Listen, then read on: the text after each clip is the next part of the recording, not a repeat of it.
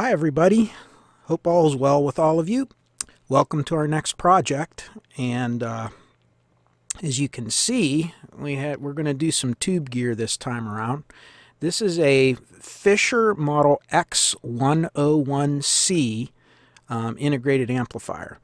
Now when I was in probably middle school, I'd say, I purchased one of these at a yard sale in my local town where I lived.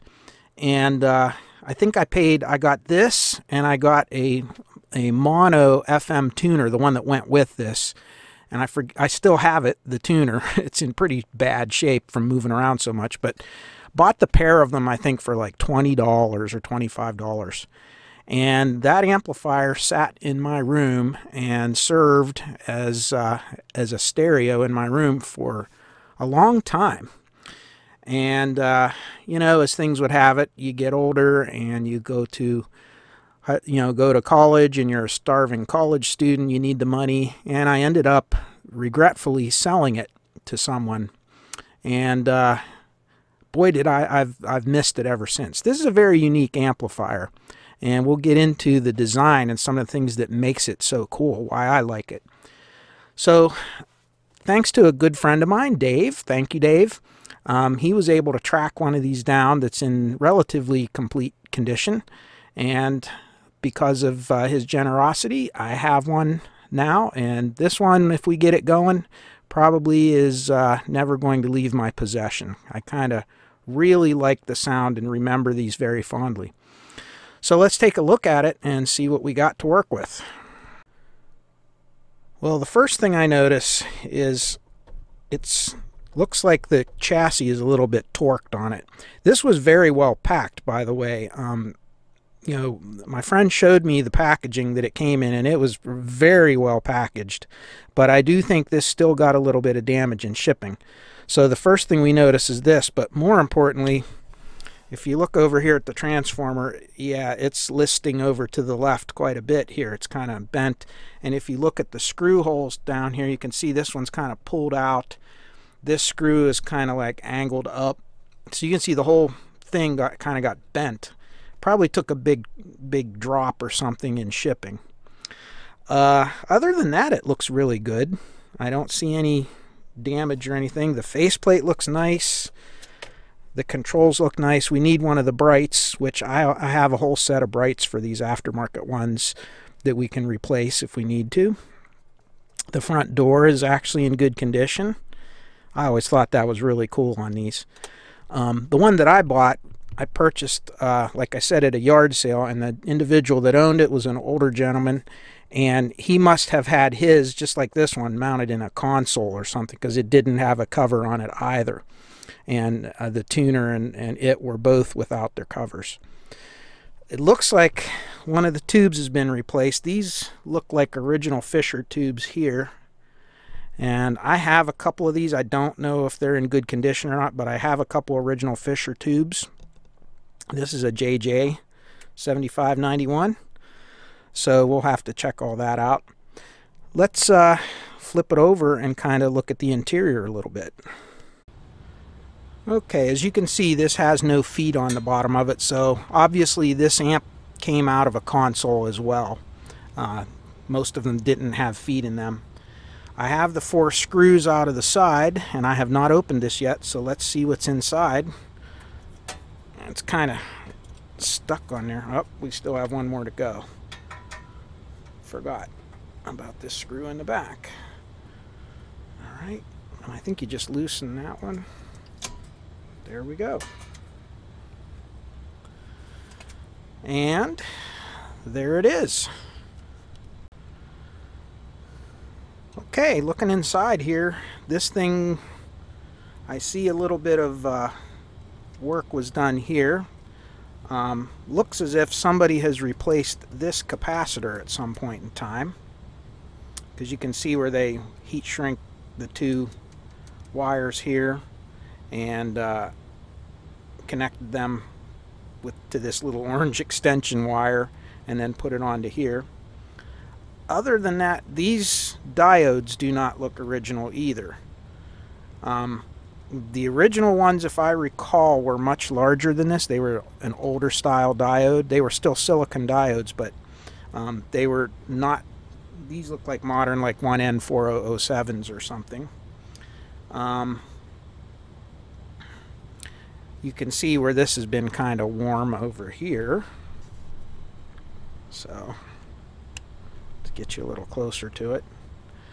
So you can see this, and that's pretty normal. These green resistors, there's 2 of them in these amps, and they get kind of warm like that. But and you can see where this has been removed at some point in time, where they've soldered here. So the power supply has been serviced in this. If we move over here, this capacitor is original, and so is this resistor, and you can see where it gets kind of brown here from the heat. That's normal. And one of the things I never liked about this is this hot resistor is right up against this capacitor. So of course this is an electrolytic. Talk about, you know, drying them out. Of course this is a, I believe this is a dry electrolytic, if I recall correctly. But still, they can actually be damaged by heat. You can see there's really not a whole lot to replace in these. The resistors, in my experience, never seem to drift very much. These little film capacitors in here, they really kind of hold their values. You really don't need to replace them. They're very good quality. These amps were really built to last, and they were built super high quality. But the thing that's the most interesting about them is the power supply. So we're going to get into that. But the good news is, other than working on the power supply, replacing one of the output tubes, it does not look like this amplifier has really been serviced very much. These right here are the little tone control couplets, or couplets, whatever you want to call it. And actually they're pretty good. I mean, there are components in here that can fail, but very rarely do they. Again, they pretty much hold their own pretty well. The amp looks pretty good. So let's check a few other things out, and we may be able to at least power this up slowly on a Variac and see if our power supply and everything is good. Okay, looking from the back, you can really kind of see how this transformer is kind of tilted a little bit to the side. We may be able to straighten that out a little bit, but we're not going to worry about it at the moment. The fuse is a 3.2 amp slow blow. That's kind of an odd value. And that looks like a car fuse. And it is a AGC 5. That's nice. They have a 5 amp fuse in there. And is it a 32 volt? Because it could be. Doesn't say. But it almost looks like a car automotive fuse or something. So that'll need to be replaced. And obviously if this has been replaced with something like that, we're going to have to proceed with caution. So let's get the right fuse. I know I don't have any 3.2 amp fuses, but I may have a 3 amp slow blow, so I'll have to look and see what I have before we try to power this up. Okay, for right now I just put in a 3 amp fast blow fuse, which is a little bit, you know, less than the 3.2 amp slow blow, but it'll work just fine for powering this thing up. I'd rather have a little bit underrated fuse than an overrated one. So next thing we're going to do before we apply power is we just want to check our capacitors. We know that these 2 diodes have been replaced. Those are 1N4007s, I think. And those aren't really a good choice for this, just because of the voltage that's on them, because of the surge current when you turn this on, the way this power supply works. We'll get more into that later when we look at the schematics. But that is the one thing I might change on this. But really for now, I'm going to leave everything well enough alone. These capacitors are all original. And since they're probably, you know, approaching 50 years old or so, We really want to make sure they're safe. If one of them shorts out or something, or has a very high ESR, we don't want to damage the transformer by shorting out these diodes. So we're going to do a quick spot check using a new piece of equipment that I just purchased, and I'll show it to you here in a second. So some of you may have seen one of these. It's called the Capacitor Wizard. Hello, Mr. Wizard! Please, Mr. Wizard! And really, all it is just a very basic ESR meter, but the way it's laid out, it makes it very easy to rapidly check capacitors kind of with a quick pass-fail test. Now, this is not going to tell you the audio quality of your capacitor.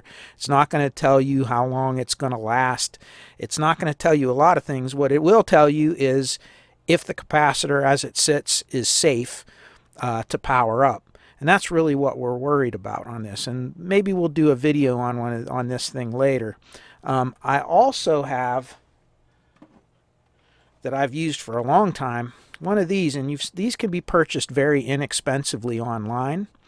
The thing I don't like about it is this is about the maximum lead length you can get on these. If you try to put a set of probes like this on this so you can check things in circuit, it won't let you zero it.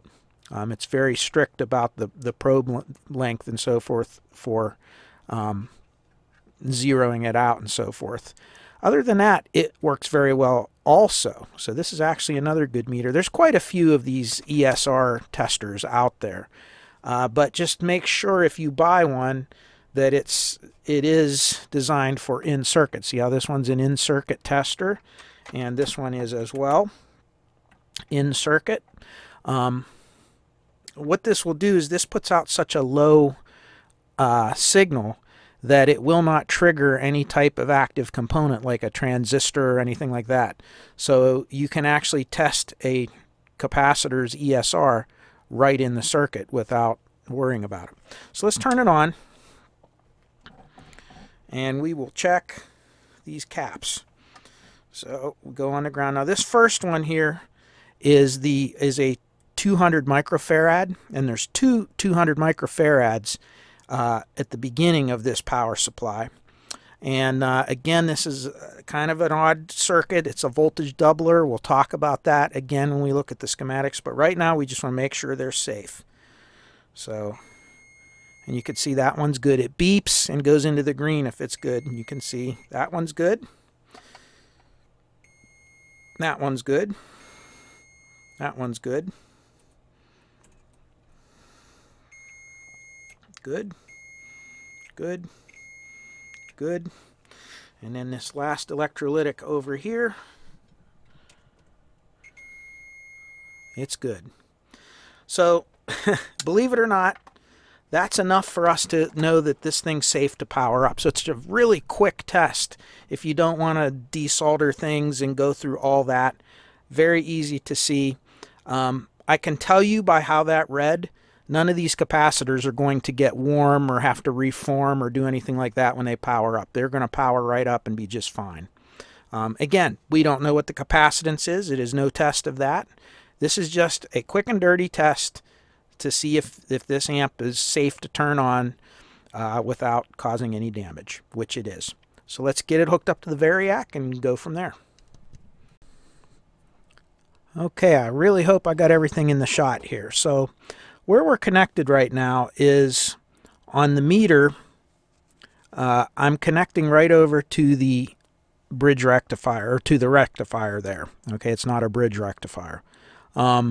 So this will be your B+ connection. And we're just going to turn on our Variac, and we're going to bring the power up very slowly. And we're just going to monitor this. Now, a lot of times with tube gear, I will pull the main output tubes, but because of the special design of this amplifier, it's very unique the way it's built. You really need to have all the tubes in the amp when you power it up, or it will not come up properly. There's parts of it that just won't work. So right now we're just checking for B+, and we're just checking to make sure all of the power supplies are coming up as the amp powers up and as the tubes heat up. That's all we're looking for. So let's turn this on here. Let's turn the power on the amp on. And let's start bringing this up. You can see I just barely move this thing and the power starts coming up. Which is a good thing, because if there was a short, this wouldn't be so eager to come up in voltage like it is.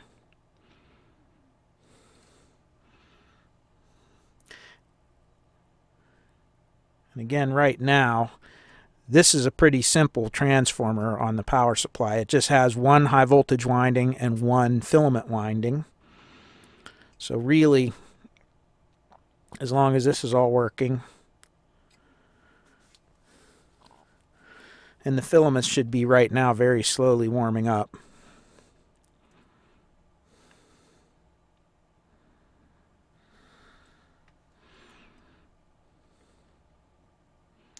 And we should get to a point that when the tubes warm up, this voltage just should drop back down a little bit, is what we should see.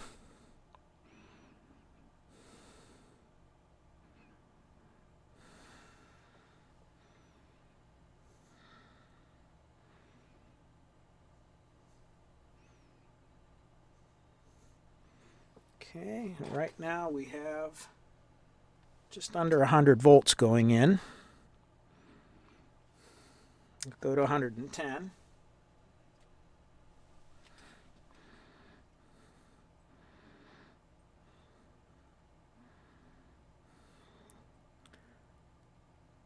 And that's pretty good. It's holding voltage. So with no signal and nothing connected to the output, all we know is we have voltage right now. Let's move over and see if we're getting anything on our cathodes of our tubes here.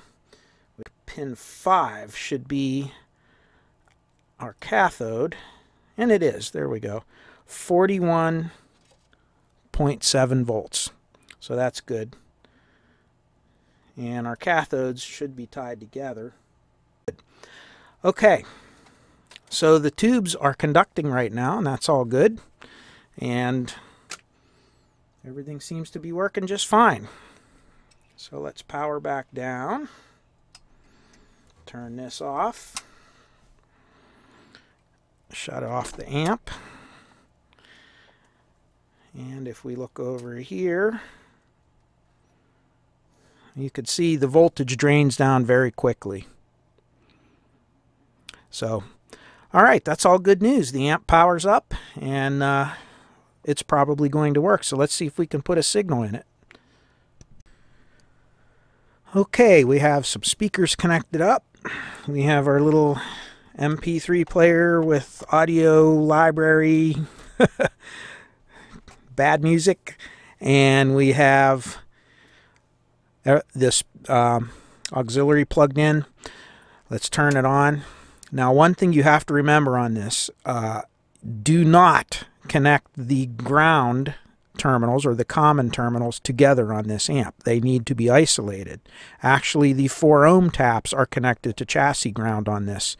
So that's why another reason you cannot connect a dummy load. If you want to hook up your dummy load, you have to make sure that the 2 dummy load resistors are isolated from one another. They cannot share a common ground, nor can you connect both channels of your oscilloscope to the 2 channels of your dummy load, or you will once again you can cause damage to the amp. So let's turn this up. All right, let's turn the microphone around here.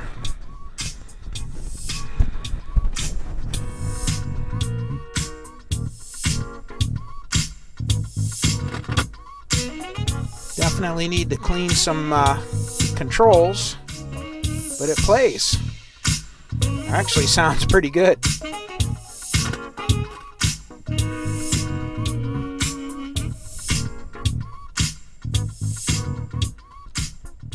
Okay, so we have a functioning amplifier. Now, of course, we don't know what all the specs are. We got a tube that's not matched in there. I think those JJ7591s, I think the elements that they use in those 7591s are a little bit closer to a kind of a KT66 or a 5881 type tube that's just been repinned as a 7591. I could be wrong on that. And I'll have to look up the specs. A true 7591 is kind of its own own little entity. They're kind of unique in their design. They're really good tubes and very good sounding tubes. Again, not worried about it because both channels sound really good, and I hear no hum. I mean, there's no hum in this amp whatsoever that I can hear. So, all right, so let's get, now that we know it all works, let's get a schematic out before we do anything on this, and go over kind of what makes this amp so unique and why I like it so much and why I had one of these for so long as my main listening stereo. Okay, so first look at the front end of this little amplifier. Nothing special. I mean, you have your phono stage in the front end, which is what this is. Yes, this REV stands for reverb. This actually, Fisher actually had a reverb unit that would plug into this. It actually had a name, and it slips my mind what they called it, but I'll look it up and I'll put it up in the I'll kind of put a text on the video of it so you can tell what it is. All of this is pretty straightforward. Here's one of those little couplets for your tone control. So you see your bass and treble controls, and this is one of those little tan colored ceramic couplets. And believe it or not, these work really well, and because they're all in one module, they're very quiet. So the noise level is really good on these. Go into another stage here of amplification. This is where your loudness switch is, and of course you have your volume pot with the tapped on it for your loudness, so it's your loudness tap. And then you have your balance control, which is, again, these are all tied together, so there's your balance. And then we go into our little driver, and the driver is actually direct coupled to your little cathodic phase inverter. So remember, cathodic phase inverters don't really have any they don't have any gain on them. Okay, another name for this is a concertina phase splitter. So all of your voltage gain has to come before this stage. Then goes through a couple of 0.047 microfarads or 47 nanofarad capacitors, and through your 1K grid stoppers and into your 7591 outputs. And really, looking at just that, it looks pretty straightforward. And not seeing where this goes, we don't really, and now this little 40V may give it away a little bit, but these two resistors with this center tap going in here may make you think this is just a straight fixed bias output. But it's really kind of unique, and this is the cool part of this. If you look down here, your cathode actually comes down into this network, and the cathodes are shared between the left and right channels. And I hope I'm on page for all this. And it goes through this little network. So if you notice, you first have these two resistors and this potentiometer. And those are what actually go up and feed your bias. And if you notice, you only have one bias control for all four tubes. So you really need to have a matched quad of tubes. You can't, like that tube that's in there right now, that's why I was a little bit concerned. You have to have a matched quad or these tubes will not work properly. I think a better situation would be if they had either the bias, it's, you know, a separate bias for each channel, or at least a bias balance or better yet, a bias balance on each side here, and then a separate bias for each one of these. But we don't have that. However, this is not just a straight fixed bias, but you're also cathode biasing, because if you look at this, it's actually providing your bias voltage. If you look, you have your bypass capacitor and you have your 500 ohm resistor. So that would kind of indicate like a cathode bias. But look what's here. V1, V2, V3, and V4, which happens to be your phono stage, V1 and V2, and your tone control and preamp stage, V3 and V4. So all four of these tubes, the filaments are wired in series, and they are powered by the cathode of the output tubes. So this is technically a cathode biased system with bias adjustment. Isn't that kind of strange how they do that? It's really cool. And because your cathode voltage is DC voltage, because this is DC, you are actually powering your front end tubes with DC, the filaments. So you have DC on the filaments, meaning it's making them very quiet, less susceptible to hum. So there are a lot of arguments out there on this design, where number one, any little changes on the filaments of the tubes themselves are going to screw around with your bias up here. Any changes on these resistors are going to affect what's going to go across these filaments. So that could affect, if you affect the filaments of your tubes, you're going to change the emissions of that tube based on the filament heat. So there's a lot of things that if something goes wrong, other things will go wrong with it. But that being said, when this amp is working, it works. It has a sound all its own. And I happen to really like the sound of these amps. It's just a personal preference. It's only rated, I think, at 27 watts per channel. It's all you need. A good, efficient set of speakers. These amps have a very... And again, it's never going to, as far as accuracy and all that, it is never going to sound like some of these really high-end, you know, solid-state amps and so forth that are out there. But it's got character. That's all I can say. You know, I like the sound of this amp. So here's the thing. There's been a lot of mods done on these over the years. But I like the way this amp works as is. Here's the thing, though. If we look at the power supply, it's just as unique as this output section in that you have two coils, two secondaries, just a single winding high voltage secondary and a single winding secondary for your filaments. And notice it doesn't even have a ground or anything. Don't need it because these are all the output tubes in the phase inverters. They're not real susceptible to filament hum like the front end, you know, like the phono stage and the preamp stage would be. So that's why, you know, this is simple. But look here. This is actually, some of you that are into electronics will recognize this right away. This is a voltage doubler. And this is a pretty common circuit when you normally deal with low current, because it actually, in order for this thing to develop its full voltage, you actually have to go through a full cycle or two actual half cycles.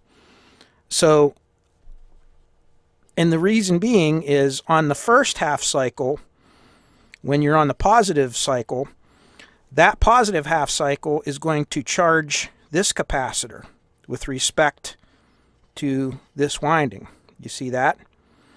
Then in the negative swing, the negative half cycle, this diode will block, this diode will conduct, and it will actually allow this capacitor down here to charge with respect to this winding. You see there? So it alternates. Every half cycle, each capacitor gets charged. So this only gets charged for half of a cycle, and this only gets charged for half of a cycle. When you add these two together, though, from ground to here, the two capacitors, their charge adds up to give you this total voltage. So really, if you have 440 volts here, it means that you only have 220 volts on this capacitor and 220 on this. Now, why do I keep talking about this? Well, you got to get your mind wrapped around this part, and that is, if I start to draw heavy current on this circuit, these are going to go down, and I can only recharge them or replenish them in one full cycle. In other words, in each, it takes a half cycle to do this one and a half cycle to do this one, so it literally takes one full cycle to do one charge on this cap. Whereas with a full wave rectifier, you would be charging the whole capacitor twice each cycle, because each half cycle would be a pulse going into your capacitor bank. Now, what that equates to is, if this is not designed properly, you can get excessive ripples. So why in the heck did they do this? Well, there's not a lot of information anymore available. Now, if you do a lot of searching on the web, you may find some articles why Fisher designed this. This is a very common design that Fisher used in their amplifiers of this era. And what they discovered, and you know, this is something that's a matter of debate, but what they discovered is, by reducing the size of this coil voltage-wise, you can reduce the impedance here, and you can increase the impulse current that this transformer can provide. And what they're saying is the increased impulse current for each half cycle is greater than what you would have if you had a larger coil with a higher impedance charging every half cycle, if that makes sense to you. So what they're saying is this transformer can react to changes in current faster than a conventional transformer, believe it or not. And honestly, these amps never hum, and they do have very good punch to them. Now, one of the reasons is most amps of this era will only have about a 40 or an 80 microfarad capacitor in the first position here, where you're going to be going into your outputs, into the plates. But if you look at these are 200 microfarad capacitors. Now, given the fact they are in series, technically this would be seen by the main circuit as a 100 microfarad capacitor, but that's still a pretty good amount of capacitance, and it actually works. Now, what was observed on these amps, and that is, when you start turning these up to very high volumes, this little voltage right here will drop. It'll go soft. And part of it has to do with the type of rectifiers that were being used, and part of it had to do with these capacitors being a little bit small, even though they're 200 microfarad each. That 100 microfarad total capacitance is not quite sufficient. So one thing I may do that won't change this amp, other than giving it a little more headroom, is to replace those 1N4001s. First of all, those are maximum 1 amp diodes, and the impulse current on this probably will exceed 1 amp, so that's not a good idea. The original diodes in there, I think, were a little heftier than that. But I'm going to replace these with hex-Fred diodes, which are very fast reacting diodes that can handle very high current pulses.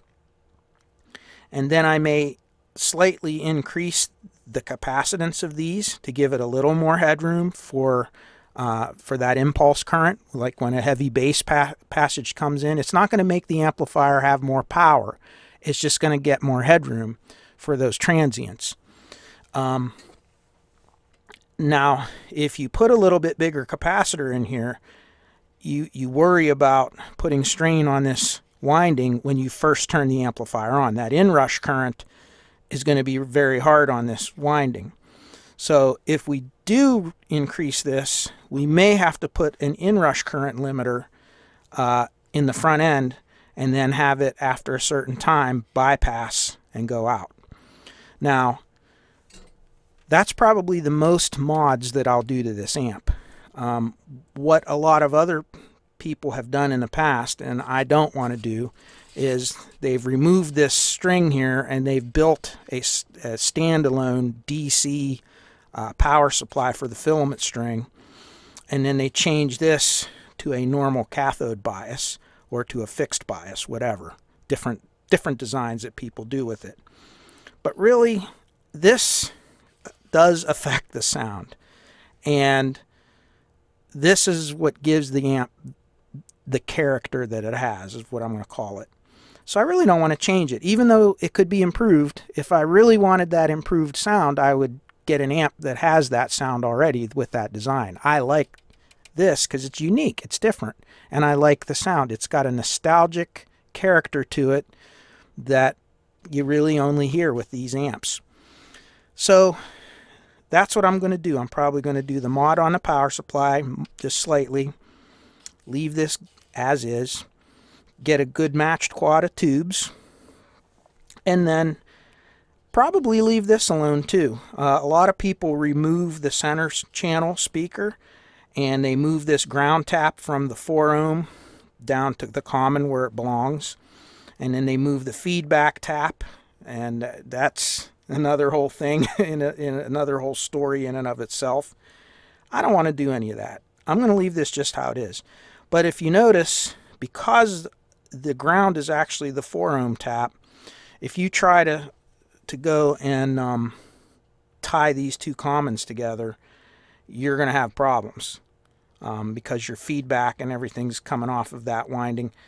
You have to keep these two channels totally isolated. So what that means is when we go to look at the output on a scope with our dummy load, we can't look at both channels at the same time with our oscilloscope without using like a differential probe or doing something like that. So anyway, now you kind of know the story, and our next video, I'm going to end this video here. In our next video, we're actually going to implement these little changes, and then we're going to clean the amp up. Obviously the controls really needed cleaned, they're kind of dirty. Try to straighten out that transformer because it's kind of bent, and kind of straighten the chassis a little bit. And then put this thing back into its former glory for the next however many years. Okay, so now we know where we are. This is part 1, and in part 2 we're going to come back and do that. And as always, I wish you all peace, joy, happiness, and good health in your lives. Hey, I thank all of you for your donations and for your comments and all that. I just got a whole bunch of emails answered today, so a lot of you have been very patient waiting for my response to emails. If you do email me, I will get back to you eventually. Most of the emails get answered. I only do it about once every other week, so every 2 weeks. So usually the longest you'll wait for a response is 2 weeks. Sometimes it's less than that. So again, thank you all. We'll talk to you soon, and stay well. Bye-bye.